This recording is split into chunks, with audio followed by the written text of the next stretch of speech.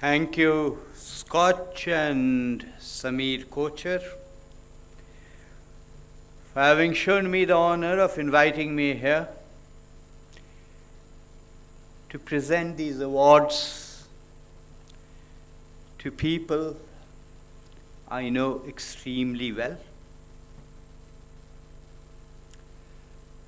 And good morning, ladies and gentlemen.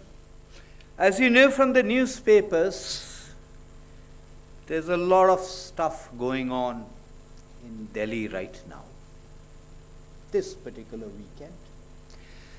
Some stuff that harks back to 1947, some stuff that looks forward to 2047.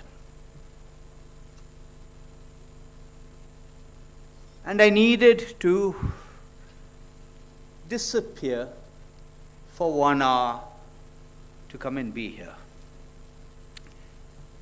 So someone asked me, where are you going? How can you afford to vanish? That also on a rainy Saturday morning. So I said, no, I have to go. My dear friend Govind Rao is getting a Lifetime Achievement Award. So he said, and Govind himself said he maintains a low profile, so he said, oh, the actor. I said, no. I don't have actors as friends. It is the economist. So he said, wait a minute, isn't Govind Rao too young to be getting a Lifetime Achievement Award? I said, yes, that's true. But there have been economists, not all, but there have been some economists who have done a considerable amount of good work after getting Lifetime Achievement Awards. And I'm particularly mentioning Govind.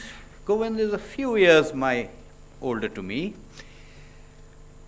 But I'm particularly mentioning Govind because Govind and I, in some sense, belong to a slightly different generation. Compared to Amit Kapoor, Sanjeev Sanyal, Charan Singh, well, Charan pretends to belong to the other generation, and Lekha Chakrabarti, who will go on to do many other things and win many other awards. Govind said he grew up in a house which had no electricity, ditto for me. He grew up in a house which had no tap water, ditto for me.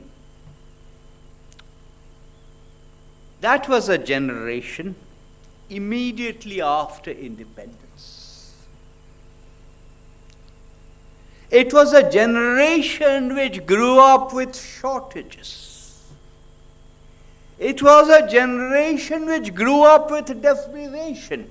It was a generation which grew up with a chip on its shoulder every time it went out into the outside world and had to defend India. It was a generation where the image of India elsewhere in the world was about yoga and cuisine.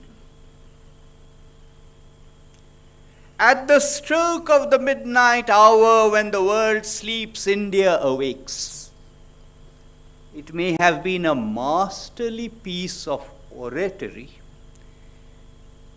but strictly speaking, it was wrong, in the sense that at the stroke of the midnight hour, the rest of the world was not sleeping. The rest of the world was chugging along, moving along. When Govind and I were students, we used to be taught, at least I was taught, I'm sure so was he. We used to be taught that there were 3 categories of countries in the world. Those terms are not quite used now. There were 3 categories of countries in the world: the developed countries, the developing countries, and the LDCs, the least developed countries. As we began to grow up, we realized that there was another category, and that set consisted of only one single country, and that single country was India, and that set's, the acronym for that set was not RDC, but it was not LDC, but RDC.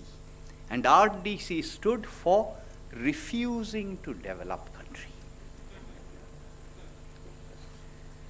2047 and 1947. 2047 is rather an interesting number for those of you who are interested in numbers. Other than the obvious multiples of 1 and 2047, it has two other multiples, both of which are prime numbers, 23 and 89. I think that's interesting because in some ways, India is reflecting and carrying forward the legacy that's almost 89 years old. And in this book, which by the way is closely guarded, I'm told only some privileged people have copies of this book. I'm told it's being going to be open to the public, available to the public only when the new parliament building is inaugurated. Anyway, there's a book which says India 2047, which has a paper, I'm told, by Dr. Rangarajan, who is what now, 91. So that 23 and 89, it is a useful metaphor, particularly because the SKOCH Group is also sometimes, it makes its presence felt through Rohan Kochar, who's older again than 23, but pretends to be 23. But anyway, so looking forward to 2047. It's an aspirational goal. No one actually knows what India will be like in 2047. Some of us have written papers. Despite life expectancy having increased, at least Govind and I will not be alive in 2047. So no one will criticize us for saying you were wrong. Not necessarily true for the others. Yes, that's what I meant. That's what I meant. As I said, it's an aspirational India. Whatever kind of prognosis you have about real growth rates, there is no denying that the size of the economy, and size does matter, is going to be fairly large. US, China, and India. The relative size, I'm not talking about per capita income, I'm talking about the total size. It depends on whether you're doing purchasing power parity or official exchange rates, but there's no denying the size will be considerable. If you look at the work of Angus Maddison, the historical work of Angus Maddison and his colleagues, and you track back to India in the past, that particular India was not geographically the same as India today. Nonetheless, what distinguished India from the rest of the world was not purely the differential in per capita income, which was not much, but the differential in the size. So the size of the economy, the economic clout it brings, the political clout it brings, the strategic clout it brings, we can already see it being manifest. It will become even more so.